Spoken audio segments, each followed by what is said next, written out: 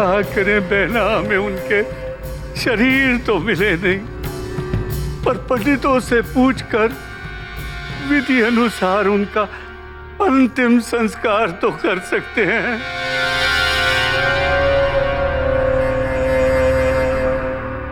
ताकि उनकी आत्मा को मुक्ति मिल सके। और हमसे और हस्तिनापुर से जुड़े सारे बंधनों से मुक्त होकर वैकुंठ धाम जा सकें। उसकी चिंता आप ना करें गांधार नरेश।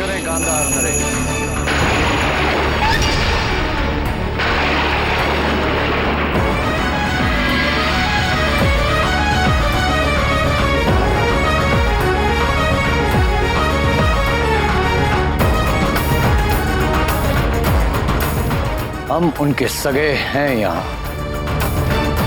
जो जानते हैं क्या करना है। सो तो है ही गंगा पुत्र, इसीलिए मैं महाराज को ये सुझाव दे रहा था कि स्वयं अपने हाथों से उनका पिंडदान और तर्पण इत्यादि करवा दे। कोई आवश्यकता नहीं है, आवश्यकता नहीं है। तो करना सही था, करना सही था, करना सही था, मैं कर चुका हूं।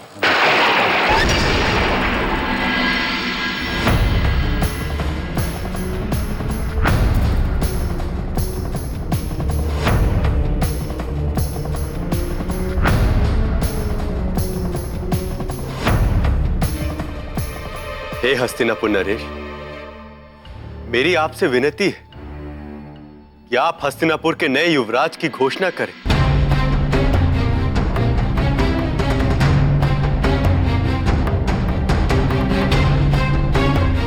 और यह सम्मान आप राजकुमार दुर्योधन को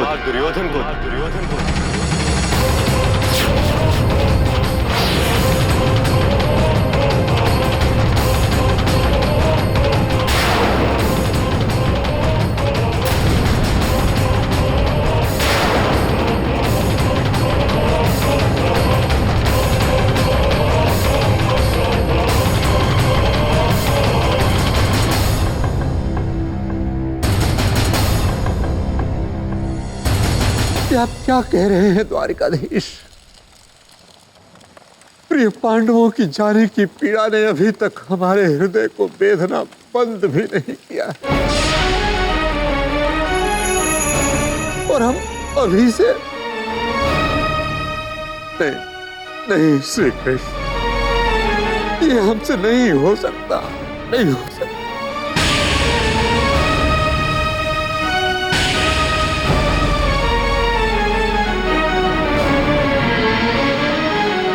महाराज, युवराज के राज्याभिषेक पश्चात यदि उनका स्थान रिक्त रहे तो यह हस्तिनापुर के लिए घोर अपशगुन होगा।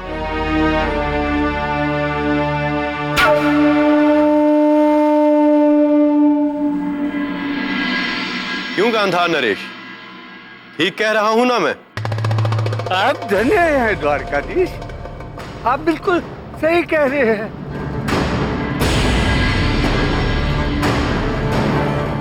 मैं स्वयं महाराज से यही कहना चाहता था कि बिना विलंब किए भांजे दुर्योधन को ये अपना उत्तराधिकारी घोषित कर दें, यही उचित रहेगा महाराज।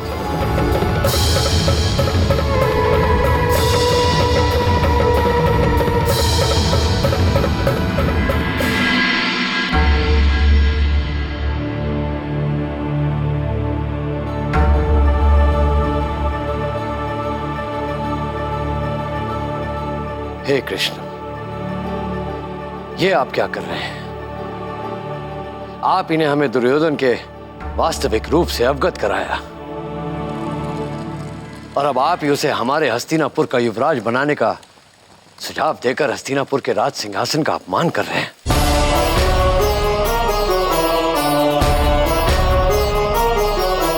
पितामह, मैंने कुछ नहीं किया।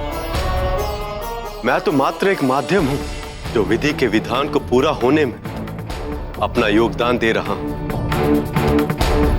जिस तरह से लाक्षागृह से पांडवों का बच निकलना भी तय था, उसी तरह से घटने वाली घटनाएं भी होकर ही रहेंगी, क्योंकि उनका होना भी तय है। कदाचित इस विधान के विषय में किसी और ने कहा होता तो अपने हस्तिनापुर के लिए समय से भाग्य से इस विधान से भी लड़ लेते। किंतु आपकी ओर से आए इन शब्दों का कोई अर्थ अवश्य होगा जो हमें भविष्य समझाएगा। अतः आपका आदेश मान मैं शांत रहता हूं। आभार आपका पितामह। हे कृष्ण, मैं आप पर पूर्ण विश्वास कर चल रहा हूं,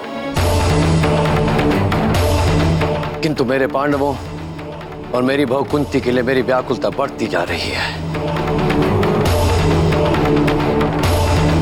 मुझे जानना है कि वो किस दशा में है, कहां है वो। पितामह,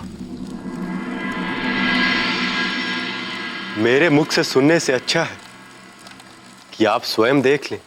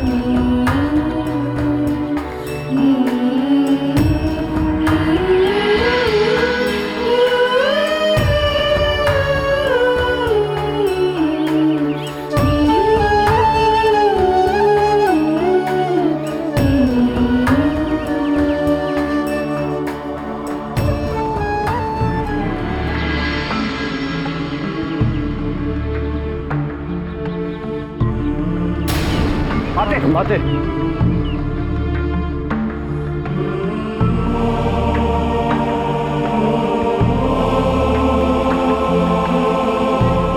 यहां बैठ जाए।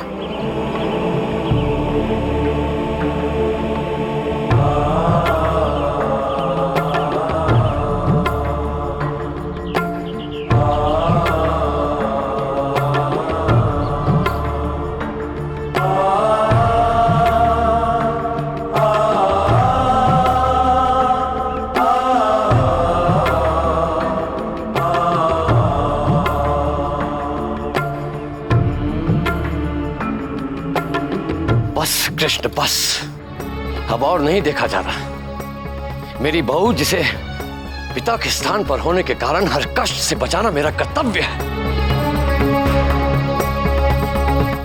मेरे पांडव जिन्हें अपनी गोद से उतारने से पहले मैं देख लिया करता था कि भूमि पर कुछ ऐसा तो नहीं जो उन्हें चुप जाएगा। आज कितने संकट भरे समय को झेल रहे हैं, कितना कष्ट सह रहे हैं। पांडु पुत्र तो युवा हैं, ये सब सह लेंगे, किंतु मेरी पुत्र वधु कुंती कैसे सहेगी ये सब? क्यों सहेगी? हे पितामह, संतान का यह कर्तव्य है कि वो दुर्गम कांटों भरे मार्ग में अपने जन्मदाता की चरण पादुका बन जाए। शीत ऋतु में स्वयं को जलाकर उन्हें आराम दे और गर्मियों में शीतल हवा का झोंका बन जाए। बुआ मां कुंती के 5 पुत्र उन्हें कभी कष्ट में ना देख पाएंगे।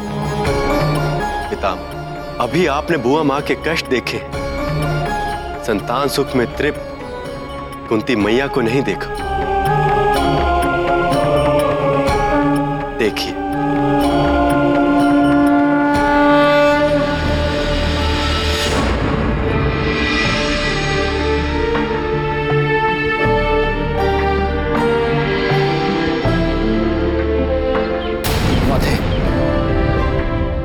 जाए माते।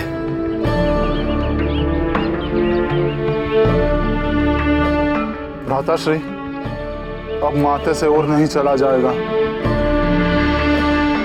हाँ युधिष्ठिर, नकुल सहदेव भी बहुत थक चुके हैं। अब तो विश्राम करना आवश्यक है।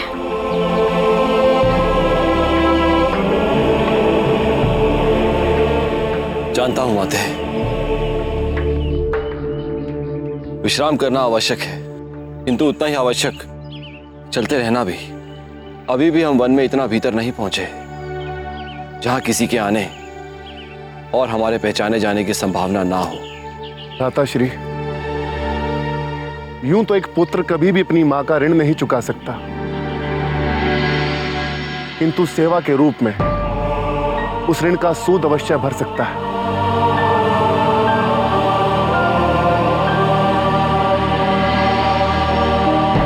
आज मुझे अपनी मां की सेवा का सुनहरा अवसर मिला है। आज्ञा दीजिए भ्राताश्री।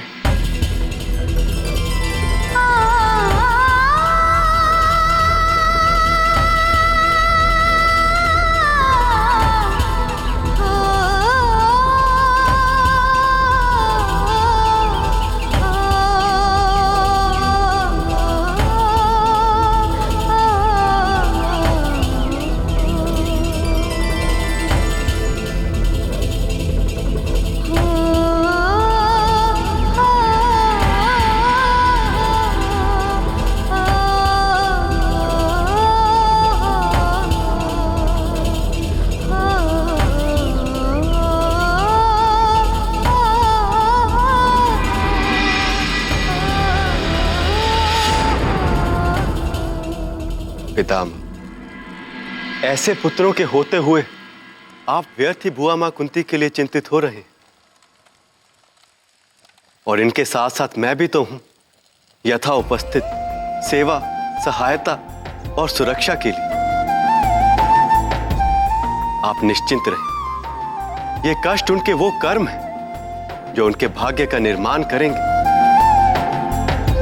अतः पितामह, आप चिंता मुक्त हो, पांडवों को अपना आशीर्वाद दें और मुझे अपनी आज्ञा। मुझे अब द्वारका लौटना होगा। आप चिरंजीवी हो, यशस्वी हो, सदैव पूजनीय हो। प्रणाम पितामह।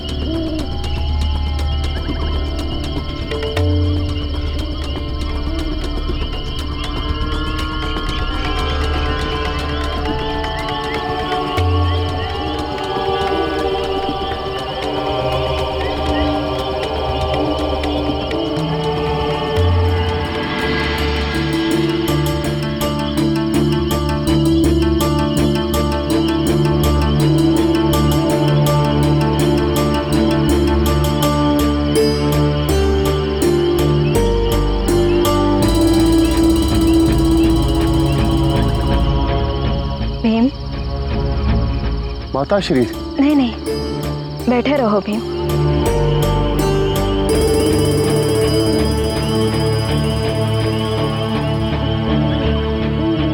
थोड़ी देर भी विश्राम न किया है तुमने। कुछ समय के लिए तो सो जाओ। नहीं माते, बीच वन में हैं हम, कौन जाने कहां पर क्या छुपा हुआ हो।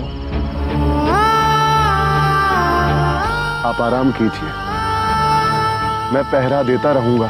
अर्जुन विश्राम कर चुका है, उसे जगाकर कुछ समय के लिए तुम भी विश्राम कर लो। नहीं माते, बड़ा भाई हूं मैं। अपने विश्राम करने के लिए अपने छोटे भाई को जगाकर स्वयं कैसे सो सकता हूं मैं। ऐसा है तो युधिष्ठिर को जगा देती हूं मैं। नहीं माते, छोटा भाई हूं मैं।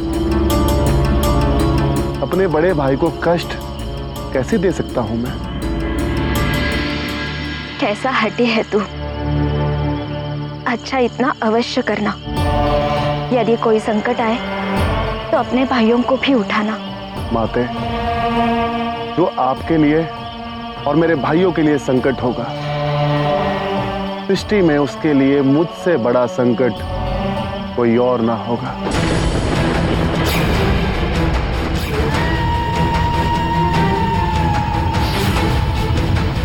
हिडिंबा! हिडिंबा! आप निश्चिंत रहिए, मेरी चिंता छोड़िए और जाकर आराम कीजिए। हिडिंबा!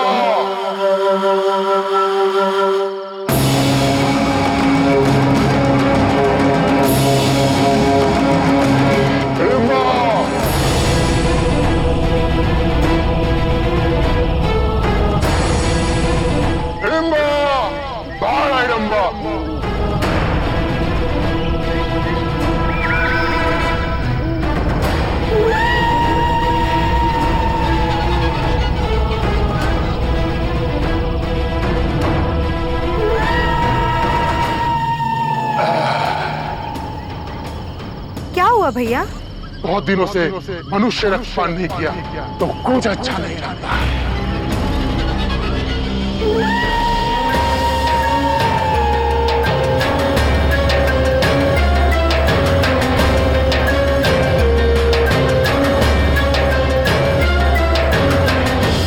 मनुष्य मनुष्य एक नहीं, दो नहीं, पूरे के पूरे 6 मनुष्य की गंध आ रही है। जाओ जाओ, हमारे लेकर आओ, हम उनका भोजन करेंगे आज। नहीं भैया, ऐसा मत कीजिए। मनुष्य भक्षण पाप है भैया। पाप? तो तू जानती नहीं कि मैं और क्या कर सकता हूँ। यदि तूने मेरी बात न मानी तो सर्वप्रथम तुझे ही मारूंगा। भाई के हाथों बहन को मारना, इतने बड़े पाप के लिए तैयार हूं मैं, तो बाकी पापों की गिनती क्या? राक्षसनी होकर पाप पुण्य की बात करती है।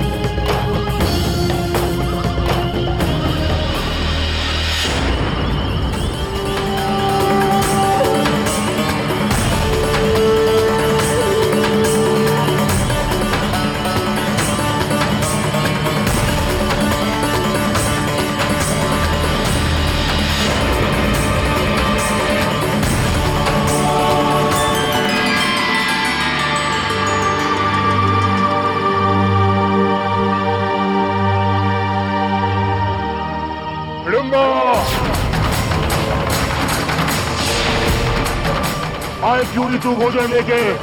कहाँ है हमारा भोजन?